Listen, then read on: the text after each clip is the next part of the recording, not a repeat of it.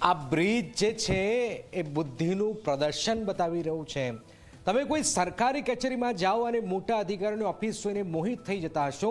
તમને થતું હશે કે આ અધિકારીઓ તો ઘણા હોશિયાર હશે, પરંતુ આ અધિકારીઓ પોતાની બુદ્ધિના એવા પ્રદર્શનો કરે છે કે જેની તમે કલ્પના પણ નહીં કરી શકો। વાત અમદાવાદના ગુમા વિસ્તારમાં બનેલા એક બ્રિજની છે કે રેલવે દ્વારા બનેલા 80 કરોડના બ્રિજના છેડે કોઈ રસ્તો જ નથી, કોઈ રસ્તો નથી।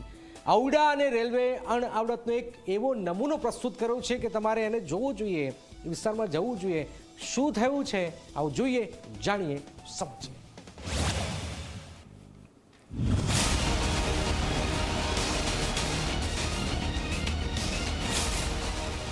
બ્રિજ તો બનાવ્યો, પણ તેનો છેડો ક્યાં છે?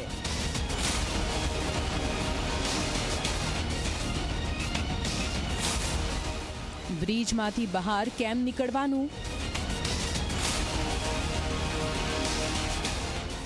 બ્રિજના છેડે દિવાલ, શું વાહનો કૂદીને જશે? કયા ઇજનેરની બુદ્ધિનો થયો આમાં ઉપયોગ?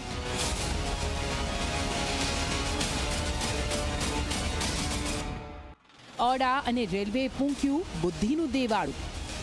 જે સરકારી અધિકારીઓને આપણે હોશિયાર માનીએ છીએ તે એટલા ઠોઠ અને બુદ્ધિ વગરના હોય છે જેની કલ્પના પણ ન કરી શકાય। જુઓ આ દ્રશ્યો અમદાવાદના ઘુમા અને સિલજને જોડતા એક ઓવરબ્રિજના છે। બરાબર ધ્યાને આ બ્રિજને જુઓ। બ્રિજના એક છેડાથી વાહન ચાલકો ચડી તો જશે, પરંતુ બીજી સાઈડ ઉતરી નહીં શકે, કેમ કે બીજા છેડે રહેણાંક વિસ્તારની એક સોસાયટીની દિવાલ બનેલી છે। શું વાહન ચાલકોને આ બ્રિજ પરથી વાહન લઈને નીકળવું હોય તો ઉડવું પણ પડશે? વિચારો કેવી બુદ્ધિનું પ્રદર્શન ઓડા અને રેલવેના અધિકારીઓએ કર્યું છે।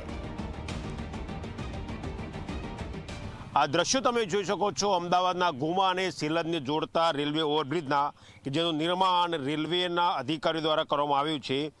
આ જે બ્રિજ છે તે ગુમાથી શરૂ થાય છે અને સિલજ ખાતે પૂર્ણ થાય છે, પરંતુ જ્યાં બ્રિજ પૂર્ણ થાય છે ત્યાં જવાનો રસ્તો માત્ર 10 થી 12 ફૂટનો છે અને બ્રિજની પહોળાઈ લગભગ તેનાથી અનેક ગણી વધારે છે।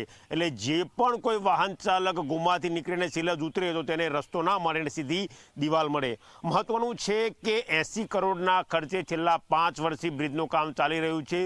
લગભગ 80% કામ પૂર્ણ થઈ ચૂક્યું છે અને અચાનક જ બ્રિજનું કામ બંધ કરવામાં આવ્યું। વાહન ચાલકોની સરળતા માટે બ્રિજ બનાવે છે, ત્યારે સવાલ એ છે કે જ્યારે બ્રિજ ઉપરથી વાહન ચાલકો પસાર થશે ત્યારે તેઓ દિવાલ આગળ જઈને ઉભા રહે છે કે તેમના માટે બીજી કોઈ વૈકલ્પિક વ્યવસ્થા હશે? રેલવે વિભાગ દ્વારા નિર્મિત આ બ્રિજનું કામ ઓડાના ઇજનેરોએ કર્યું છે। 80 કરોડ રૂપિયાનો આ બ્રિજ ઘણા સમયથી બની રહ્યો છે। લગભગ કામ પૂર્ણ થવા આવ્યું છે અને ઉદ્ઘાટનની તૈયારીઓ પણ ચાલી રહી છે, પરંતુ આવડી મોટી ભૂલ એક પણ અધિકારીને નથી દેખાઈ। બ્રિજના છેડે માત્ર 10 થી 12 ફૂટનો સાંકડો રસ્તો છે। હવે આ રસ્તા પરથી કયું વાહન જઈ શકશે? બુદ્ધિનું દેવાળું ફૂંકી દેનારા અને પ્રજાના કરોડો રૂપિયા પણ ફૂંકી દેનારા આવા ઇજનેરો સામે કાર્યવાહી કેમ ન થવી જોઈએ? આ મામલે વિપક્ષ કોંગ્રેસે શું કહ્યું તે તમારે સાંભળવું જોઈએ। સમગ્ર દેશમાં અજાયબી કહેવાય એવું ભાજપાના ભ્રષ્ટ શાસનનો વધુ એક નમૂનો એ આ બ્રિજમાં જોવા મળે। આખો બ્રિજનું 80% કામ પતી જાય છે અને જ્યારે બ્રિજનો ખૂણો આવે છે, પૂરું થવાનું આવે છે, ત્યારે બ્રિજનું અંતિમ સાંજ કોઈના ઘરમાં સીધું આવે છે, એટલે કે બંધ આવે છે, એટલે બ્રિજનો ઉપયોગ જ ન થાય। અનેક પ્રકારના અજાયબી ધરાવતા ઇજનેરી કૌશલ્ય એ ગુજરાતની ભાજપાની ભ્રષ્ટ સરકારમાં વારંવાર જોવા મળ્યા છે। એ હાટકેશ્વર બ્રિજની ઘટના હોય કે પાલનપુર બ્રિજની ઘટના હોય કે પછી શાંતિપુર આગળ બ્રિજની હોય, નબળા બાંધકામને અને બીજા બધા આવ્યા છે। એવો જ વલભીપુર આગળનો છે બ્રિજનું, અને એવો જ આ બ્રિજ કરોડો રૂપિયાના ખર્ચે પ્રજાના ટેક્સના પૈસામાંથી બનેલા બ્રિજને ન ઉપયોગ થાય અને તોડવો પડે એવી સ્થિતિનું નિર્માણ પણ આ અજાયબીવાળી સરકારમાં થયું છે। અમે આ મામલે રેલવે વિભાગનો પણ સંપર્ક સાધ્યો, પરંતુ રેલવે તરફથી કોઈ નિવેદન આપવામાં નથી આવ્યું। રેલવે વિભાગે મીડિયા સામે બોલવા માટે 2-3 દિવસનો સમય માંગ્યો છે। સમજાતું નથી કે પ્રજાના પૈસાથી તાગડ ધીન્ના કરનારા અને મહિને લાખોનો પગાર લેનારા આવા અધિકારીઓ છે કોણ? આવા અધિકારીઓને એવી સજા આપવી જોઈએ કે બીજી વખત આટલી મોટી ભૂલ ન કરે।